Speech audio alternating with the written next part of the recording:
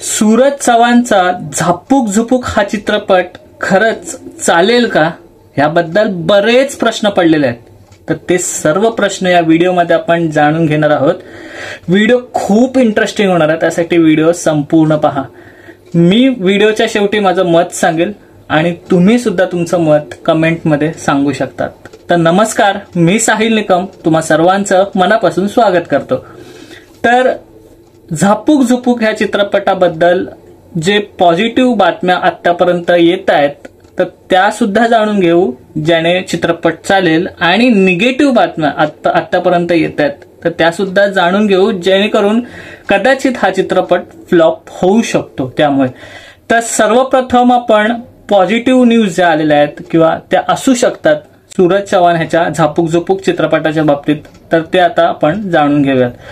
तर पॉझिटिव्ह सर्वात पहिली बातमी म्हणजे की झापूक झुपूक ह्या चित्रपटाचा जो हाईप तयार झालेला आहे तो इतका आहे की एखादा मोठ्या मराठी चित्रपटाला जितका हाईप निर्माण होतो तितकाच हाईप निर्माण झालेला आहे. म्हणजे एखादा लय भारी हा चित्रपट जर का जेव्हा येणार होता तेव्हा जेवढा हाईप निर्माण झाला होता तेवढाच हाईप आता निर्माण झालेला आहे. त्यानंतर केदार शिंदे सरांचा एक मोठा फॅन बेस आहे, बाई पण भारी देवाचा वगैरे, त्यानंतर वगैरे एक जो फॅन बेस क्रिएट झालेला आहे तो फॅन बेस सुद्धा सपोर्टला येऊ शकतो झापूक झुपूक या चित्रपटाच्या.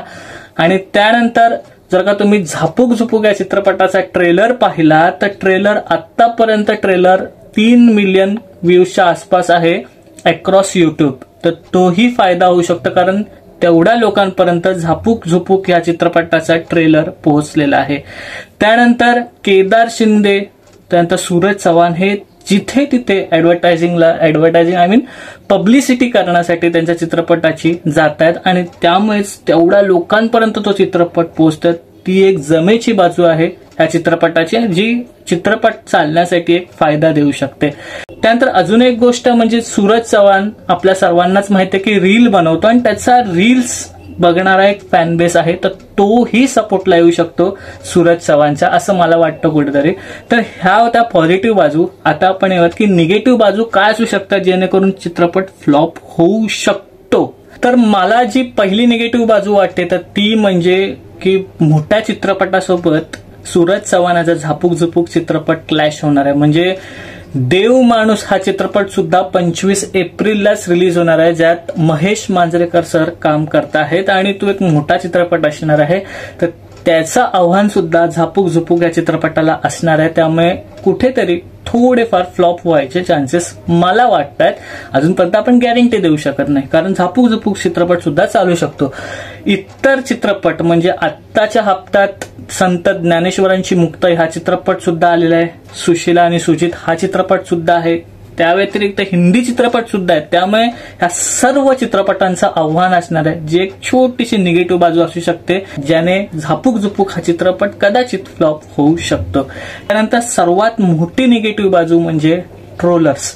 आता आपल्या सर्वांनाच इथपर्यंत माहिती आहे की खूप जण ट्रोल करतात सूरज चव्हाणाला. ट्रोल नावं ठेवतात ते लोक की सूरज चव्हाण हा त्याचा चेहरा चांगला नाहीये, त्याला ऍक्टिंग मधला तरी कळतो का, किंवा त्याच्यासाठी पैसे खर्च करून कोण थिएटरमध्ये जाईल. त्यानंतर खूप काही बोललं जातं आणि खूप निगेटिव्ह गोष्टी बोलल्या जातात. त्याकडे चेहरा तरी धड आहे का, किंवा त्याला काय डायलॉग बोलतोय तो, काय पण एखादा गावठी स्टाईलमध्ये डायलॉग बोलतोय वगैरे वगैरे वगैरे खूप काही बोललं जातं. पण हे सगळं खरंच निगेटिव्ह बाजूच्या दृष्टीने वर्क करेल का आणि खरंच चित्रपट फ्लॉप होईल का, हे सगळं निगेटिव्ह बाजूंना आव्हान झापूक झुपूक हा चित्रपट देऊ शकतो का. तर ही एक छोटीशी निगेटिव्ह बाजू असू शकते चित्रपट फ्लॉप होण्यासाठी. तर मला तरी वाटतं की हे सगळं समीकरण एकत्र जर का झालं तर ते कदाचित थोडाफार धोका तर निर्माण करूच शकतं. पण जसं निगेटिव्ह बाजू असतात तशाच पॉझिटिव्ह बाजू सुद्धा असतात. तर त्या पॉझिटिव्ह बाजूंकडे आपण सध्या तरी बघायला पाहिजे.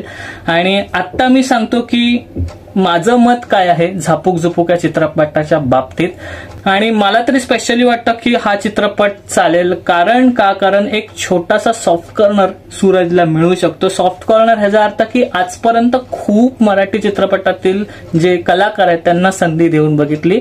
आता एक संधी द्यायला हरकत काय आहे ना सूरज चव्हाणला, असं सुद्धा मिळू शकतं. आणि जी हाईप निर्माण झाली आहे ती मला असं वाटतं की खूप काम करेल. आणि जर का कंटेंट चांगला असला, स्टोरी वगैरे सगळं चांगलं असलं तर चित्रपट तुफान कमाई करेल बॉक्स ऑफिसवर, असंही मला वाटतं. आणि एक नवीन रेकॉर्ड सुद्धा सेट करू शकतो असं मला वाटतं. की ज्या निगेटिव्ह बाजू आहेत, जे ट्रोलर्स आहेत ते तर असणारच आहेत. पण जसं टीजर आला होता तेव्हा खूप जण नाव ठेवली. ट्रेलर आला तेव्हा थोडीफार ती कमी झाली आणि लोकांच्या पॉझिटिव्हमध्ये बदल झाला, पॉझिटिव्ह कमेंट्समध्ये बदल झाला. आपण ट्रेलरमध्ये बघतो खूप छान ट्रेलर आहे भावा, काय ऍक्टिंग केली भावा वगैरे सगळं आलं होतं. तसंच चित्रपटाच्या बाबतीत सुद्धा होऊ शकतं की ज्या लोक जे ट्रोलर्स आहेत त्यांना जर का चित्रपट बघितला आणि त्यांना आवडला तर मग खूप भयान चालेल चित्रपट आणि भारी कमेंट्स येतील, भारी कलेक्शन्स येतील चित्रपटाचे. तर मला तरी वाटतं स्पेशली जे माझं मत आहे की चित्रपट खूप चालणार आहे सूरज चव्हाणाचा झापूक झुपूक चित्रपट. तर हे होतं माझं मत.